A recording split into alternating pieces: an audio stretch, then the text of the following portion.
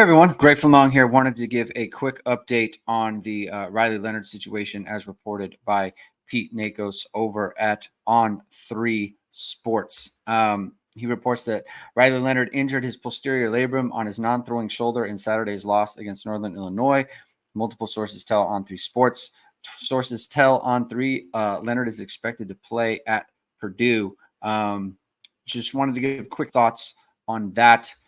We had Jamie and I had touched on this at the end of our Hit and Hustle show, and my audio got messed up, so we didn't really get into it. So just wanted to give a quick kind of read on the situation from my thoughts, and then go into how Notre Dame might proceed here.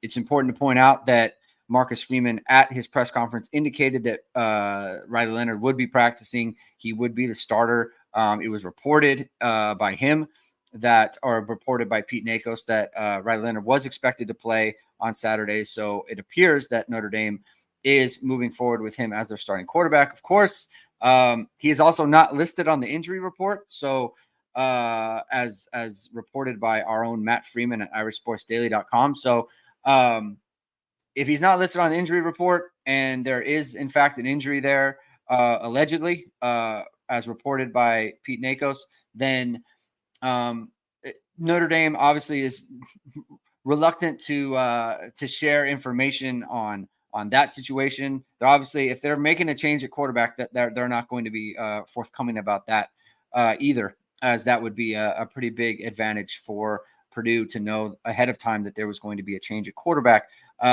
I was able to text a friend of mine who is an orthopedic surgeon who attended Notre Dame, asked him about the particular injury, and he said he should be able to play with this.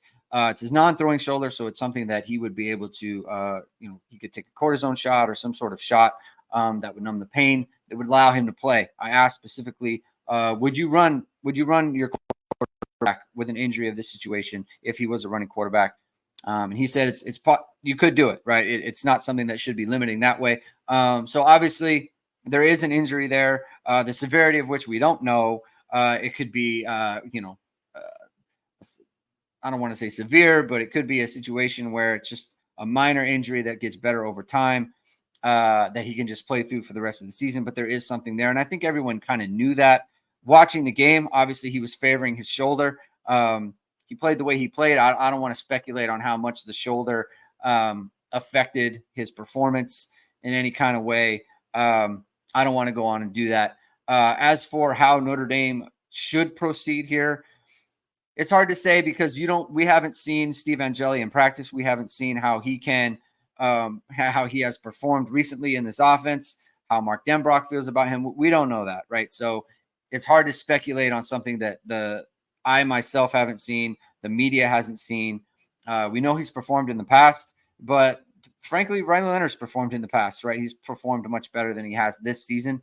So it's kind of hard to project that forward. I think Notre Dame needs to decide if Riley Leonard is going to be limited, right? It's one thing for someone to say this is how they should proceed as far as the injury, being able to run him. If they decide that they need to be careful with him, if they need to, they're not going to run him as much, if he's not going to be scrambling as much, if his legs aren't going to be a part of the running game, then I think that plays a significant factor in where you go with this, right?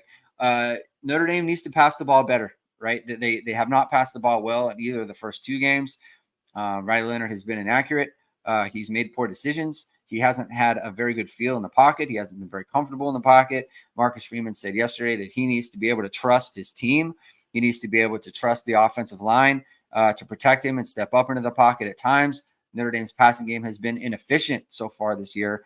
A big part of why they lost the game last weekend, right? It's a big part of why they weren't really able to put points on the board against Texas A&M as well. They weren't really a running threat in that game or a throwing threat in that game either. So look, regardless of the injury, I think Notre Dame, I think they were always going to go with Riley Leonard.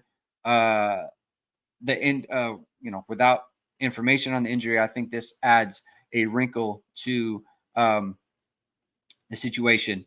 Obviously, what you're thinking is what everyone's thinking. Like if you're a type of person who is feeling like Riley Leonard needed to be benched anyway, then you're very much going to be you're very much going to be validated in that right now. You're going to say, well, he wasn't playing well when he was quote unquote healthy, and now he's playing. Now he's injured. Why play an injured player when you can bring in someone else like Steve Angeli there? I think the injury does kind of give Notre Dame cover to say, hey, you're hurt. We're going to sit you down for a little bit. We're going to give Steve Angeli a chance. When you get healthy, we'll reevaluate everything, right? I think that's a way that Notre Dame could play it. Should they choose to do so. I think that's going to be something that we are going to have to monitor throughout the week, right? Notre Dame is not going to tell us ahead of time that they are making a move with their quarterback. They just, that's not what they're going to do, right? No, we're not even allowed to discuss injuries with the coaches on that front. So, it could very well be that they're shutting him down right now. It could be very well be that he's taking every one rep. We're just not going to know that. We're not going to know probably until Saturday, sometime before the game. So that's the situation. It's one of those things that he can play through. It's one of those things that they should be able to run him, should they choose to do so. Maybe not 20 times a game, maybe not 15 times a game, but it should be part of the package if they want to go that route.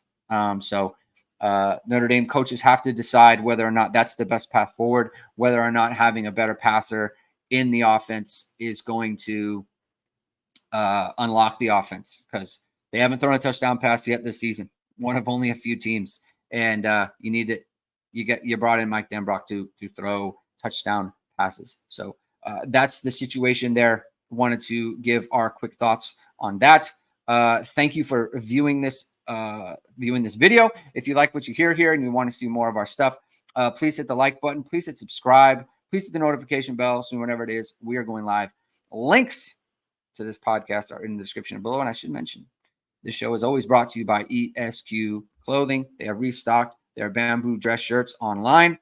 They're made from proprietary fabric, cooler and softer than cotton. It's the best shirt for any occasion. You've seen it on all your favorite Notre Dame players and coaches. Use ISD15 to get 50% off of that as well. So Jamie and I will be back on Thursday to talk more about this, should there be some updates. And we'll talk about Purdue and some of the challenges that they present to Notre Dame. It's interesting that Notre Dame is playing Purdue this week, as they are a heavy blitz team. They're a heavy man team. They're going to make you throw to beat them. And so that has been Notre Dame's biggest weakness so far this year, is their passing game.